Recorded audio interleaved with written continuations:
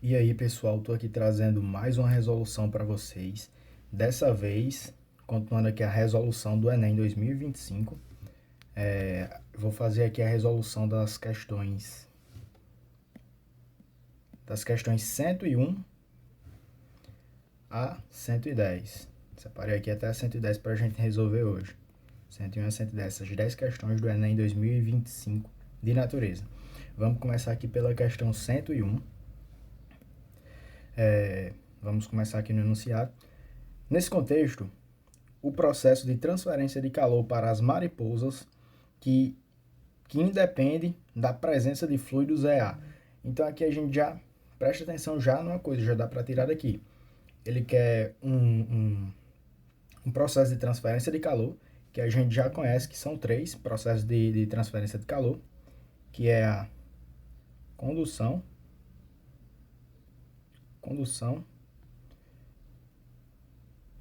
convecção e a irradiação.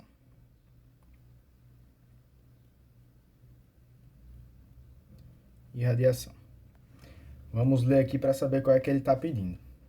As mariposas. As mariposas, quando chega o frio, fica dando volta em torno da lâmpada para esquentá-la. Aqui a gente já vê que é um processo de irradiação.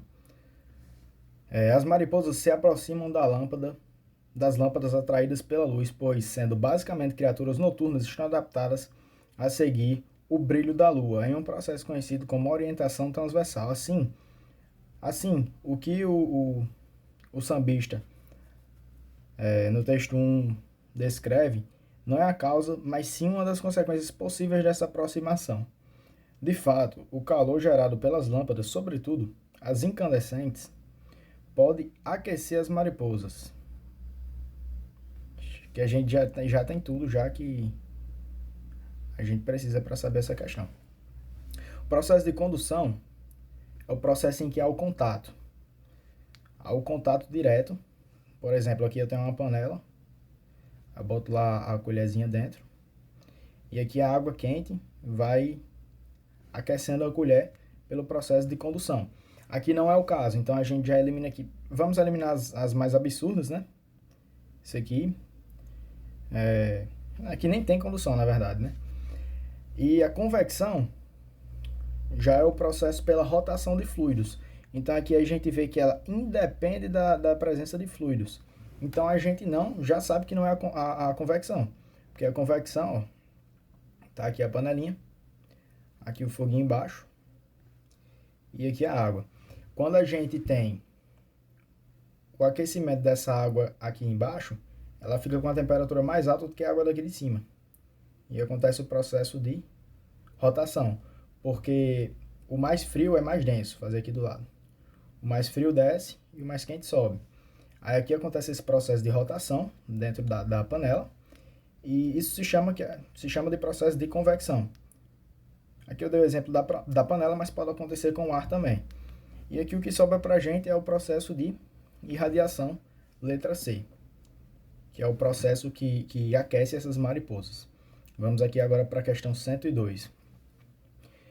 A perda da capacidade de se obter a toxina nos nascidos em cativeiro é causada pela... Vamos ler aqui. Os sapinhos ponta de flecha constituem um grupo de espécies encontradas na América Central e América do Sul. Seus venenos são obtidos por meio de consumo de algumas formigas e cupins, que eles se alimentam, né, de plantas que contêm esses venenos. Esses anfíbios são usados para envenenar as flechas zarabatanas dos caçadores nativos. Quando capturados e criados em condições artificiais ou nascidos em cativeiro, não são tóxicos. Então a gente percebe aqui que esses cupins, essas formigas, eles consomem plantas que contêm veneno. E... tá aqui. Eles são obtidos pelo consumo de formigas e cupins. Aí os sapinhos vão lá e comem essas formigas e esses cupins. E daí eles pegam essa toxina já que vem deles e produzem essa toxina, que são usadas por caçadores, né, para colocar, envenenar as pontas de flechas. Então vamos ver aqui, ó. perda da capacidade de se obter a toxina nos nascidos em cativeiro é causada pela... Isso é porque eles não comem, né, esses insetos que possuem essa toxina. Pela diferença da umidade, nada a ver. Pela ausência da alimentação natural daqui. Pela adaptação ao novo ambiente, não. Pela mudança de comportamento, variabilidade genética, não. Letra B, questão fácil do Enem 2025. Vamos para a questão 103 agora. O antígeno utilizado na vacina causa um efeito protetor contra o vírus, por quê? Então a gente já sabe, né, que a vacina é um tipo de imunização ativa, que ela induz, né, a produção de anticorpos de memória para neutralizar os patógenos. Vamos ler aqui o texto e entender o que é que está pedindo. A produção de vacina exige uma sequência de procedimentos, além do cumprimento estrito de verificações de segurança. No esquema, são demonstradas as etapas básicas realizadas para a fabricação de uma vacina, utilizando a tecnologia tradicional do efeito dela, e o efeito dela no organismo. Aqui a gente tem a cultura de células infectadas com o vírus, aí depois o isolamento do vírus, a inativação do vírus, né, porque a gente inativa o vírus para poder adicioná-lo na vacina. A gente não coloca o vírus ativado. A gente só quer induzir o nosso corpo e produzir células de defesa contra o vírus, contra o patógeno. Então aqui o antígeno é utilizado na vacina. O antígeno utilizado na vacina causa um efeito protetor contra o vírus, porque mata o vírus. Isso aqui é um negócio muito absurdo, né? Porque a gente nem pode dizer mata o vírus. Porque tem gente que fala que o vírus não é um ser vivo, tem gente que considera. Então é muito complicado essa situação. E a vacina em si não mata o vírus, né? Aglutina o vírus por associação. Esse aqui não é o papel da vacina. Como eu falei, a vacina ela tem um papel de produzir, induzir o corpo a produzir memória de defesa contra esses patógenos. Contém imunoglobulinas de defesa. Isso aqui induz o corpo a produzir. Ela não contém. Esse não é o tipo de imunização que a gente está procurando. Induz a produção de proteínas neutralizadoras. Perfeito, essa aqui mesmo. Porque ao ser vacinado com o vírus inativo, o nosso corpo meio que estuda aquele vírus para produzir células de defesa contra ele. Vamos lá para a questão 104 agora. Em longo prazo, essa ação do homem pode gerar aqui consequências. Vamos ver. O bioma cerrado é caracterizado por apresentar ampla e natural diversidade de espécies vegetais. Nos últimos tempos, o homem vem modificando esse cenário pela inserção de plantas exóticas nesse ambiente. Exemplo disso é o cultivo do capim-gordura, nativo do continente africano e utilizado nesse tipo de ecossistema como forma de pastagem. É importante ressaltar que essa espécie vegetal é capaz de se espalhar por grandes áreas, devido à sua agressividade e poder competitivo. Então a gente tem aqui a introdução de um ser exótico, né? De um ser que não é daquele ambiente. A longo prazo, essa ação do homem pode gerar qual consequência? Diversificar os nichos ecológicos? Não. Não é isso aqui que ele vai estar gerando, certo? Assorear as nascentes do bioma? Não. Dificultar a infiltração de água na terra? Não é isso aqui que ele vai gerar a longo prazo nesse ambiente de problema, né? Diminuir as espécies nativas do bioma, perfeito. Porque ele pode gerar, ó, tá aqui dizendo, ele é competitivo, agressivo e competitivo. Então ele vai competir com as espécies nativas do bioma. Tem lá a outra plantinha lá e ele tá lá. O capim lá competindo, pegando os nutrientes do outro e se espalhando rapidamente naquele ambiente. Aí ele vai competir com as espécies nativas daquele bioma lá.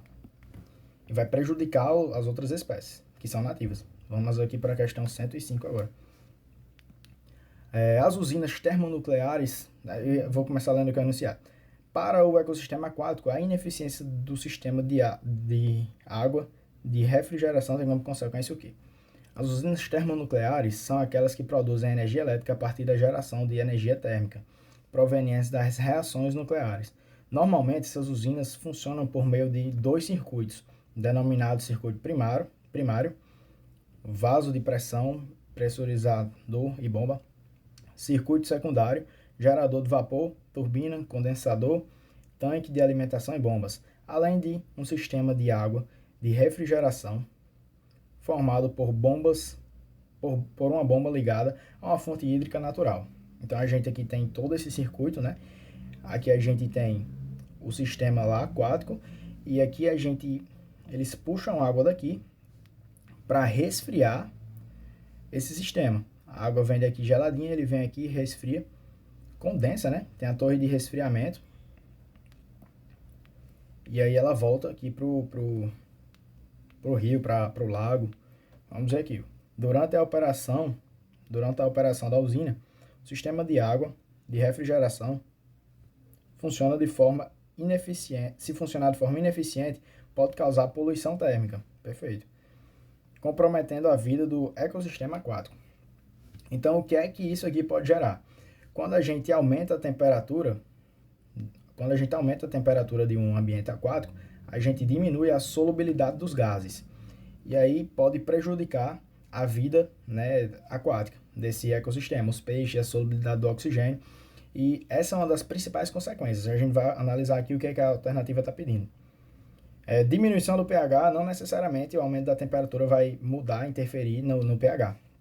Liberação de gases poluentes, não. Aqui não está falando na liberação de nenhum gás poluente, né? Aqui tem vapor de água, tem água quente, não tem nenhum tipo de gás poluente aqui nesse esquema. Contaminação por combustíveis, aqui não está falando que vai contaminar o sistema aquático com combustível. Aqui nem está falando desse negócio, está falando só que vai colocar água de volta aí. Então a gente já elimina também.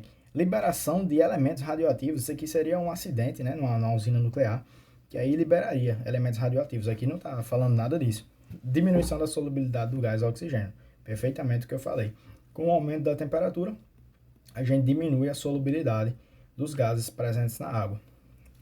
Vamos aqui para a questão 106. Em 1909, as representações do sistema...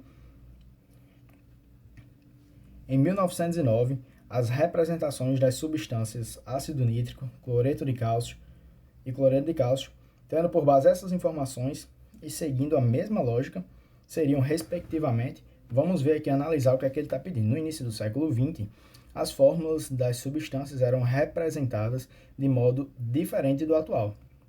A figura representa uma fotografia bem antiga, 1909, que registra uma aula de química ministrada no Colégio de Santos, São Paulo. Um olhar mais atento permite identificar que os compostos químicos eram representados assim. Então a gente tem aqui AZO mais O, que dá isso aqui, SO2 mais H2O, aqui a formação dessas substâncias.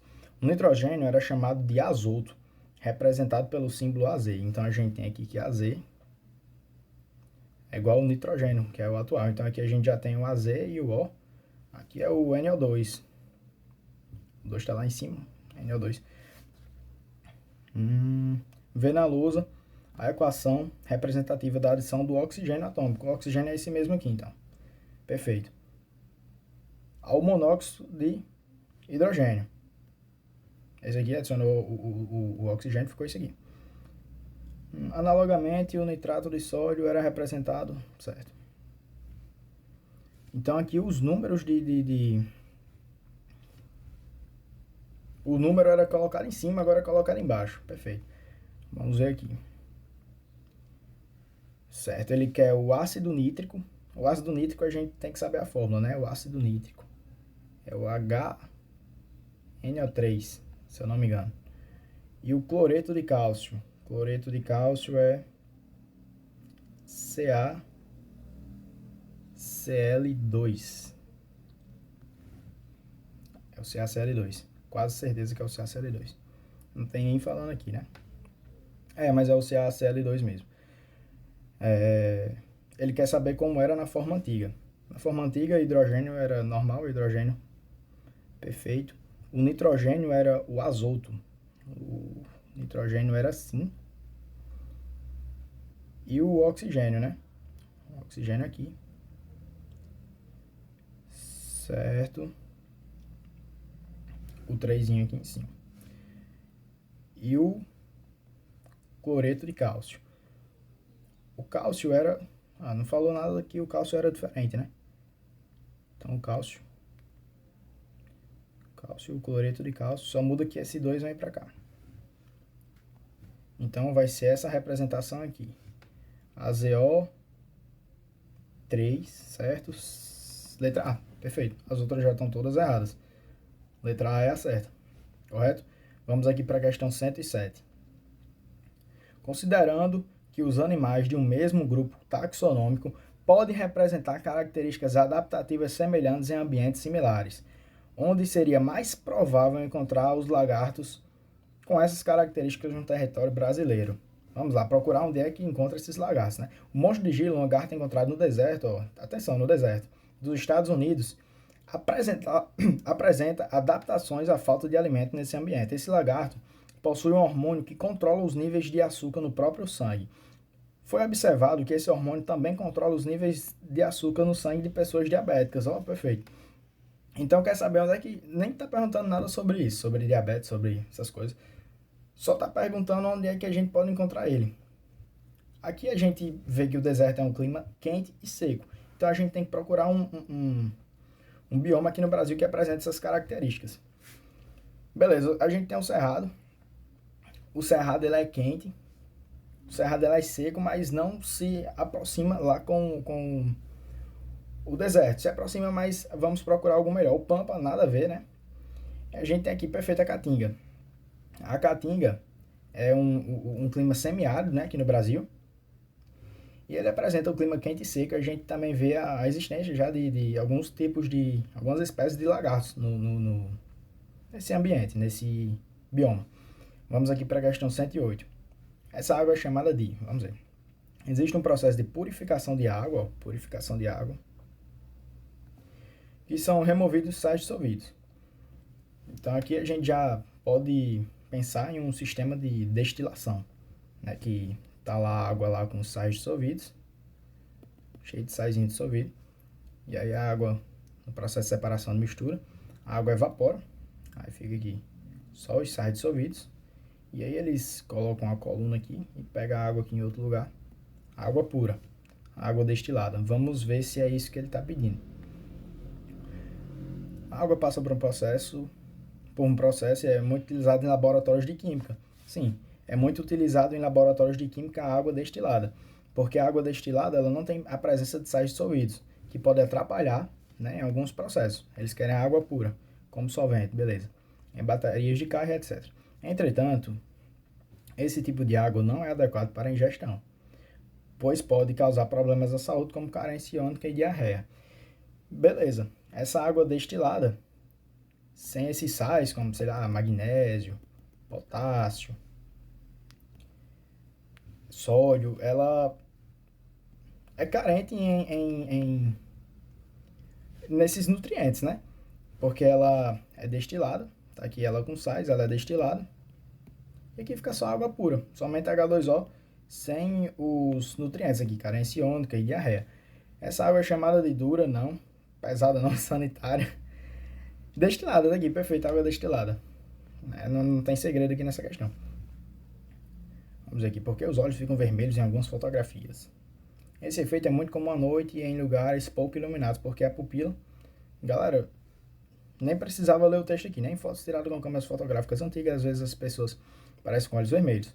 Isso ocorre porque o flash incide diretamente no globo ocular, sendo refletida na região repleta de vasos sanguíneos. Beleza.